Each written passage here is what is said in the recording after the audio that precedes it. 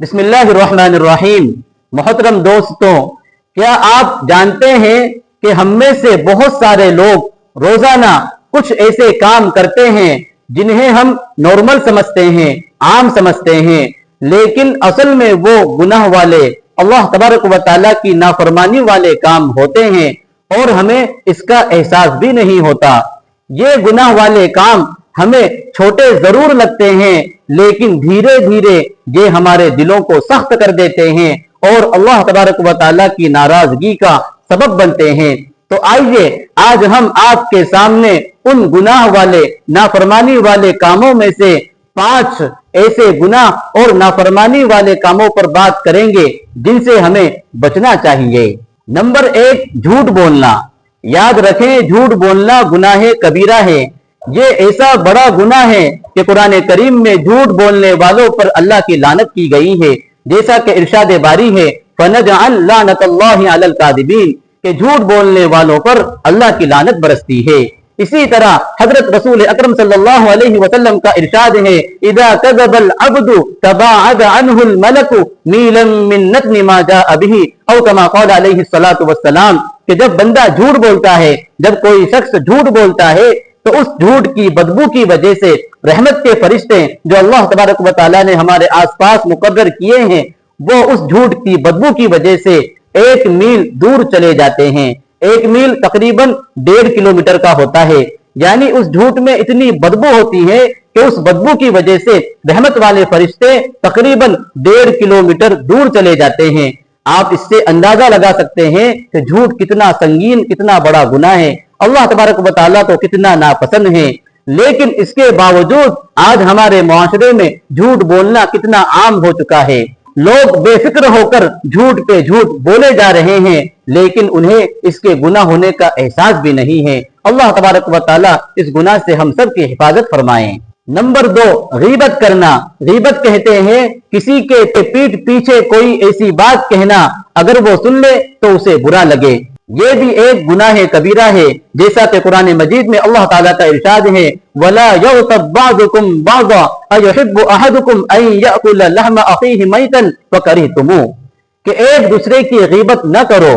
کیا تم میں سے کوئی اپنے مرے ہوئے بھائی کے گوشت کھانے کو پسند کرے گا؟ یعنی غیبت کرنا اپنے مرے ہوئے بھائی کے گوشت کھانے کے برابر ہے۔ اسی طرح اللہ کے رسول صلی اللہ علیہ وسلم کا ارشاد ہے الغیبت اشد من الزنا، کہ غیبت کرنا زنا سے بڑا گناہ ہے۔ اس سے آپ اندازہ لگا سکتے ہیں کہ غیبت کرنا کتنا بڑا اور کتنا سخت گناہ ہے۔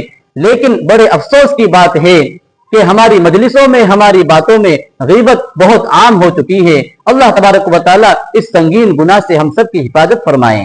نمبر 3، دھوکہ دینا، یعنی اپنے فائدے کے لیے کسی کا نقصان کر دینا۔ یاد رکھیں، دھوکہ دینا حرام اور گناہ کبیرہ ہے۔ اللہ کے رسول صلی اللہ علیہ وسلم نے ارشاد فرمایا من غشنا فلیس منا، کہ جو شخص ہمیں دھوکہ دے، ہمارے ساتھ فراڈ کرے، وہ ہم میں سے نہیں ہے۔ دیکھیے اللہ کے رسول صلی اللہ علیہ وسلم دھوکہ دینے والے کے بارے میں کیا ارشاد فرما رہے ہیں کہ وہ ہم میں سے نہیں ہے۔ کتنی سخت وعید ہے، کتنی سخت بات ہے۔ اللہ تبارک و تعالیٰ اس گناہ سے ہم سب کی حفاظت فرمائیں۔ نمبر 4، حسد کرنا، جلن کرنا، یعنی کسی کے پاس اللہ تبارک و تعالیٰ کی کوئی نعمت دیکھ کر یہ تمنا کرنا، یہ آرزو کرنا کہ وہ نعمت اس کے پاس سے چھین لی جائے، چاہے وہ مجھے حاصل ہو یا نہ ہو، لیکن اس کے پاس سے وہ نعمت ختم ہو جانا چاہیے۔ یہ حسد ہے، یہ جلن ہے، یہ ایک اندر کی بیماری ہے۔ اس کی وجہ سے نیکیاں برباد ہو جاتی ہے، جیسا کہ حضرت رسول اکرم صلی اللہ علیہ وسلم کا ارشاد ہے، آپ نے فرمایا حسد سے بچو، آپس میں ایک دوسرے سے جلنے سے بچو، اس لیے کہ حسد نیکیوں کو اس طرح کھا جاتا ہے جس طرح آگ لکڑیوں کو کھا جاتی ہے۔ اس لیے حسد، کینہ، بغض سے اپنے آپ کو بچائیں، اس کی وجہ سے اچھے کاموں کی توفیق چھین لی جاتی ہے۔ اللہ تبارک و تعالیٰ اس بیماری سے ہم سب کی حفاظت فرمائیں۔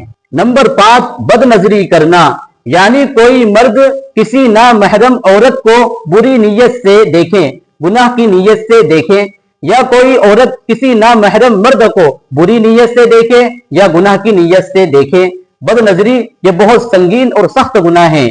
اگر اچانک کسی پر نظر پڑ جائے تو فوراً اپنی نظروں کو ہٹا لے، اس لیے کہ اللہ کے رسول صلی اللہ علیہ وسلم نے حضرت علی سے فرمایا، اے علی، نظر پڑ جانے کے بعد پھر دوبارہ نظر نہ ڈالو، یعنی اگر کسی غیر محرم عورت پر اچانک نظر پڑ جائے تو اپنی نظروں کو نہ جماؤ، اپنی نظروں کو پھیر لو، اس لیے کہ بد نظری سے عبادت کی مٹھاس ختم ہو جاتی ہے، ذہن کے اندر کئی طرح کے گندے خیالات آنے لگتے ہیں اور انسان خیر و برکت سے محروم ہو جاتا ہے۔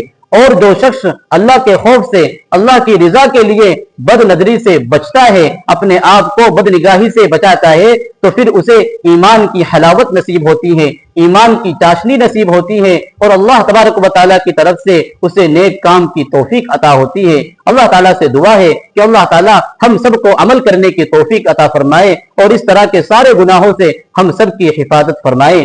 ویڈیو اگر اچھا لگا ہو تو اسے لائک کرے، اپنے دوست احباب میں شیئر بھی کرے تاکہ ہمارا یہ پیغام ان تک بھی پہنچے۔ السلام علیکم ورحمۃ اللہ وبرکاتہ۔